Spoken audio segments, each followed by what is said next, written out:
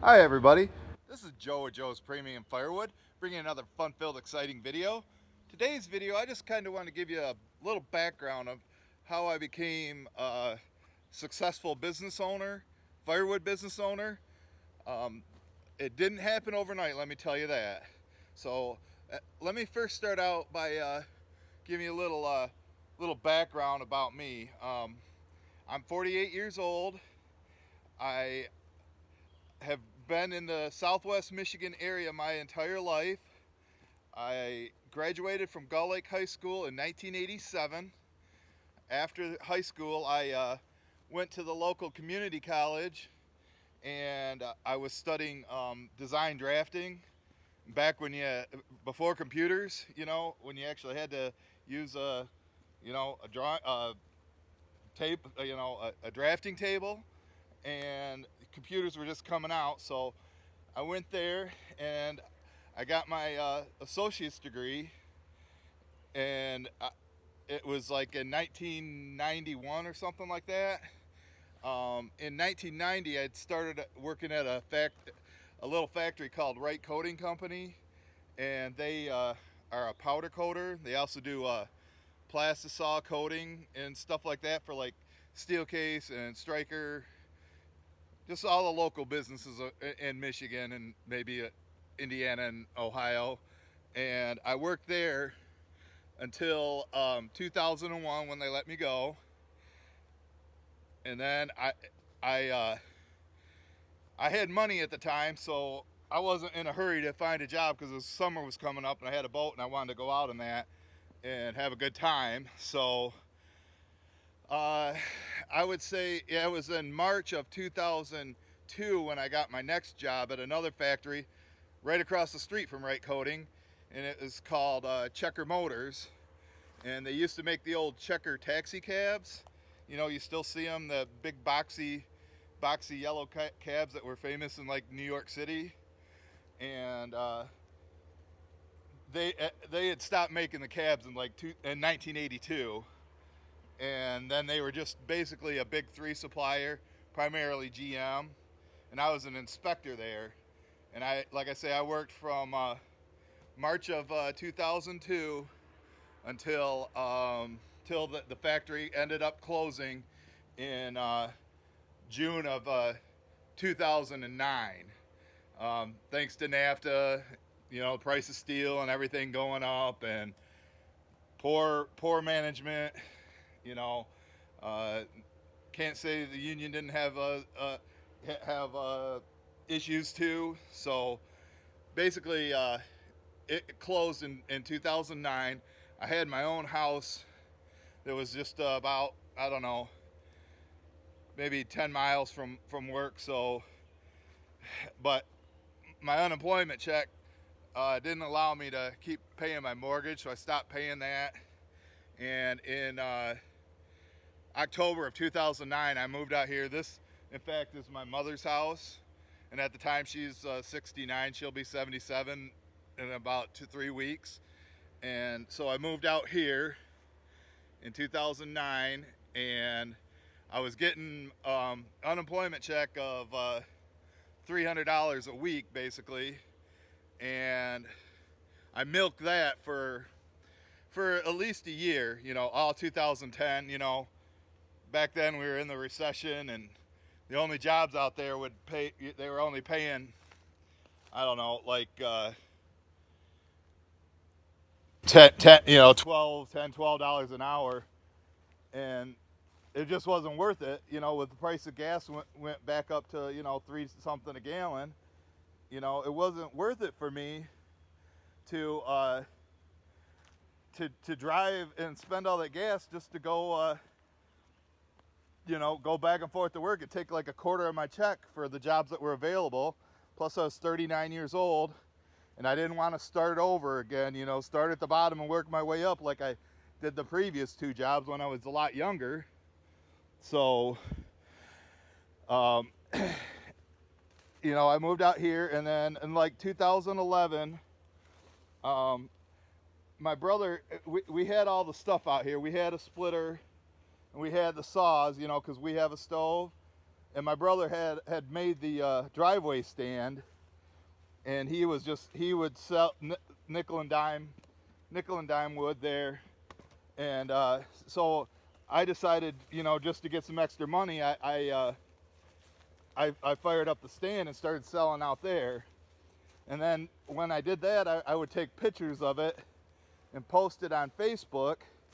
And some of my friends and former co-workers seen that, they're like, oh, you have firewood. So, well, we burn firewood, how much? And so basically, I would sell like quarter truckloads to them, and whatnot, just nickel and dime stuff. I think my first big sale was like 10 bundles I sold to a girl. And that's how I came up with my price on the truck. When I put the 10 bundles in, it made an even row, and my pricing was $3 a bundle, or 10 bundles for $25, and it made a level row, 10 bundles. So I just came up with $25 a row, and I could get usually like 4 rows in here, and I would stack it in here. So I said $100 a truckload. I didn't sell my first $100 truckload until like the spring of 2016. I couldn't believe it. I was like, wow, man, people actually pay for this. And honestly, in 2011, I did not know how to start a chainsaw, let alone fell a tree. And I basically learned, you know, I had to ask the guys at the local steel shop to show me how to start my start the saw. So, and then I basically learned how to fell trees by watching X-Men. I'm sure you guys love that. But so I just learned how to cut that way. And then also in 2012, I got reacquainted with a old friend that I hadn't seen since the early 90s, Ken Case. And he has had a lot of property, and he's seen my videos or my pictures on Facebook, and he said he's got a bunch of land, and he was gonna let me cut on it. And so I said okay. And he was in Augusta, which is like 20 miles away, and he taught me a lot about cutting and showed me all the tricks, you know, dropping trees and dragging with the truck. And then he showed me how to sharpen the chains. You know, when I first was cutting in 2011, I got a chain.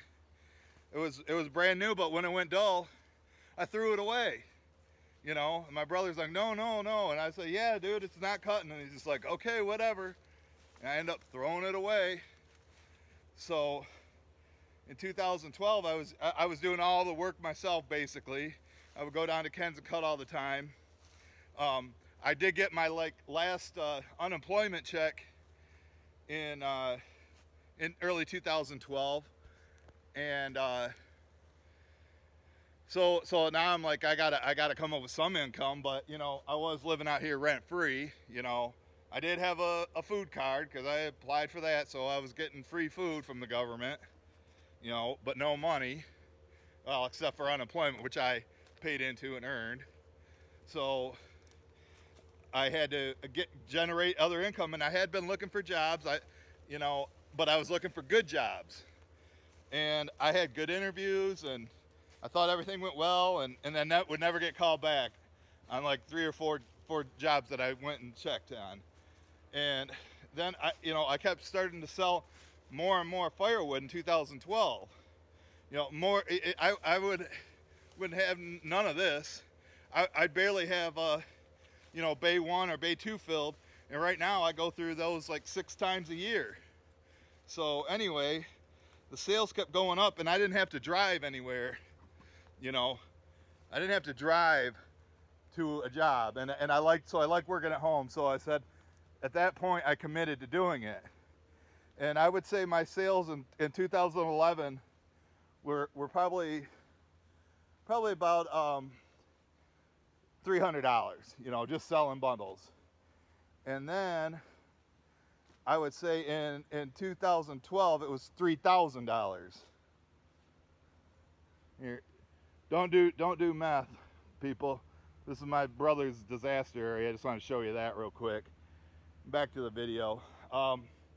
So like I say, I sold 3,000 in 2012, and I kept running out of inventory. I would always have to go to Ken's and try to find dry trees, ash and whatnot, and cut them, and just to keep up with orders. So then in 2013, I started getting some people, guys that would want to help me for a day or two, and sales just kept growing and growing in 2013. And then I got my brother to help me full time. He was off the meth pipe at that time, and he helped me, I would say, for almost a year. Then he went back into plumbing, but I had picked up different areas to cut at besides Ken's. And another break I had is my neighbor across the street came over here to buy wood for another neighbor that is on top of the hill. They had 70 acres. All I'd have to do is keep their wood supply full, and I could cut up there, and there was hundreds of dead trees. So I could go and cut dry stuff that was ready to burn just to kind of keep up with orders, but I was always behind. In 2014, my sales were probably, or 2013, my sales probably were, I would say, over $6,000. So it's been like doubling, or going up by 10 times every year. Went 300 to 3,000 to 6,000 to 12,000, and so like I said, I worked with my brother through 2014, and that year, it was a really bad winter, and I could barely make it, and I was always behind. But I'd end up having to buy from friends or go around this area and people that were selling it, and I'd buy from them, So, but it just kept growing, and then all the people that I'd sold to the year before, almost 3 out of 4 customers that I would sell to, they would buy from me again and again. So I kept getting, repeat customers. My focus has always been on quality, and like I say, I came up with my price by just selling bundles. So 2015, I started hiring guys to work full time. I had my brother's brother-in-law, Tony. He worked for me for a little while after my brother left, and then I had a guy, and then I hired Jason, and he worked for me for about 2 years, and he went off, him, and then Mike came, and then he and Mike went off and started their business, and that lasted about a month, and then Jason came back to me in 2017, and then because I was trying to get out of doing the cutting, even though I did cut this stuff back there. Jason was mainly doing the cutting, and I was doing the splitting, and doing all the work myself. So I think 2014 I probably had sales, I would say probably 15,000, something like that, or more. I don't really keep track, so I'm not reading off a teleprompter, so if I stutter, bear with me. But my sales probably in 2015 was probably $25,000 or more. Now remember, sales and costs are different because I got to pay these guys to work. So 2016, it was another banner year. I probably sold probably close to $40,000 worth of firewood. Even back in 2012, I had right away. When I put on Craigslist and I created my Facebook page, the Joe's Premium Firewood Facebook page, I was getting so many people calling, restaurants and stuff, that wanted like a cord a week, and there was just like no way I could provide that, especially when they wanted oak. It's kind of hard to find dry oak anymore. So, but I finally came up with a plan to just start. I created these 2 areas to put dry wood at.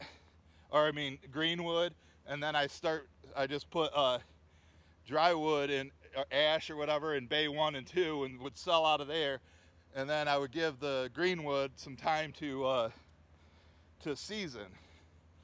But then in 2017, I had Mike working for me the whole time, and I was buying wood off of him and whatnot, and I was able to keep up with the orders, especially because he was always bringing me ash and whatnot. So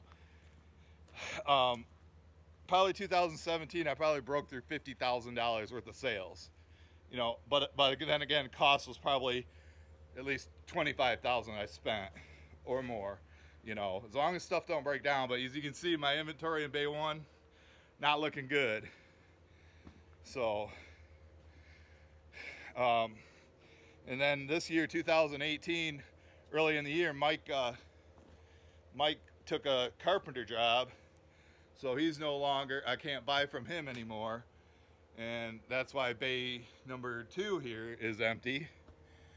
And now I've got Gary working for me. I know you've seen him in the recent videos, and he's doing pretty good, but he's green to it too, so it takes a long time to train somebody, especially doing the cutting. But I would say this year I'm probably going to be close to $60,000 in sales. You know, from the first year, 2011, of $300 sales to $60,000 in 6 years. That's pretty good, if you ask me. So now you can see my truck out here. I'm ready to load it. I got a loyal customer that's gonna buy, but this is, you know, I hate tapping into this wood right here, but I don't have any ash right now. I'm waiting for checks to come in so I can buy some ash, but I'm gonna load this truck up and head over to Gun Lake to a loyal customer that's buying from me for like 6 years or 5 years or so, 4 or 5, and take that over to him and get it stacked. And then hopefully I get my big check from the campground, because I need to get going on these bundles.